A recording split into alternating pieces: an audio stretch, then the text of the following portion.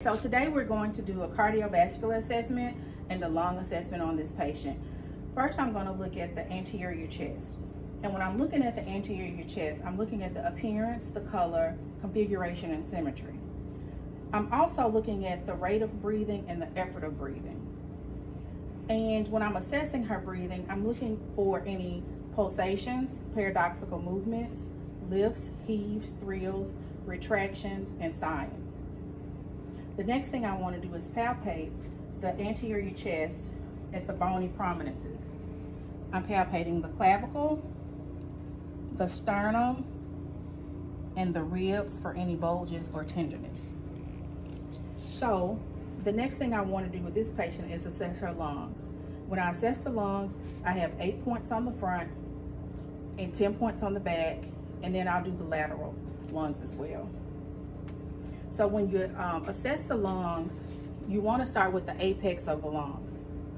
And we're going to go 8 spots. I'm going to listen with the stethoscope. We want to start it here at the apex. Take a deep breath in and out.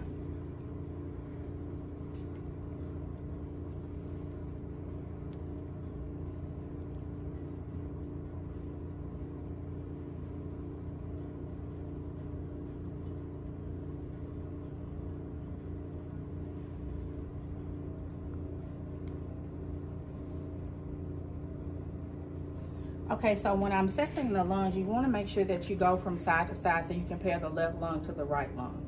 And when I'm listening for the clarity of the lung sounds, or if I heard any adventition sounds, and I didn't. Her breath sounds were clear, and the rate and rhythm was clear too. So I'm going to go to the back. So when I assess the back of this patient, just like the front, I'm looking at the appearance of her back. I'm looking at the color, the configuration, and symmetry. I'm also looking at the spine for any curvatures or dimples or any irregularities. I'm also looking at the effort of breathing and the pattern of breathing. And when I look at the effort of breathing, I'm looking at her thorax and the posture of the patient, and she seems to be upright. So now I want to listen to the 10 points of the lung and on the posterior back. Okay, in and out for me.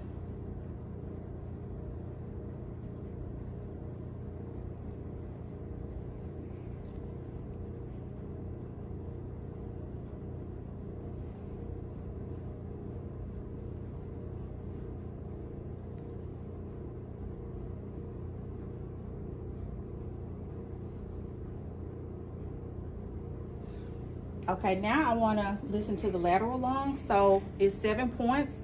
It's going to be 3 on the left and 4 on the right, and I'll start with the right side. And when you do this, it's almost like you're under their armpit a little bit. Okay, in and out for me.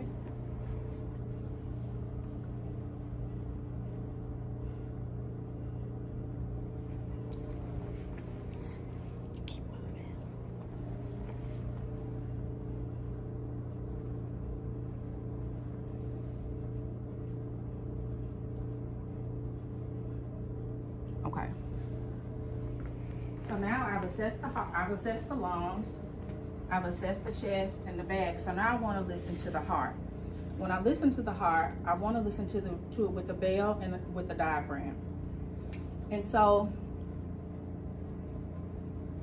when I listen, I want to listen to all the heart sounds. So remember the mnemonic, all pigs eat too much. And so that means for aortic, pulmonic, Erb's point, tricuspid, and mitral.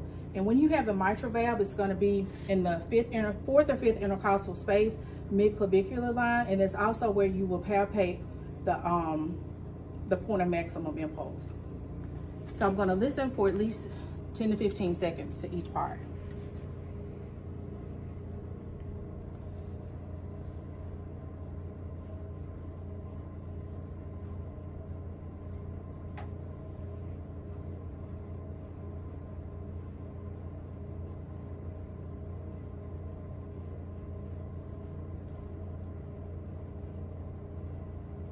Okay, now I'm going to palpate.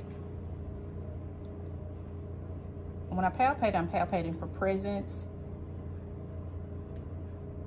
and amplitude, okay? Now I'm going to also take her lungs with the bell. I'm sorry, her heart with the bell.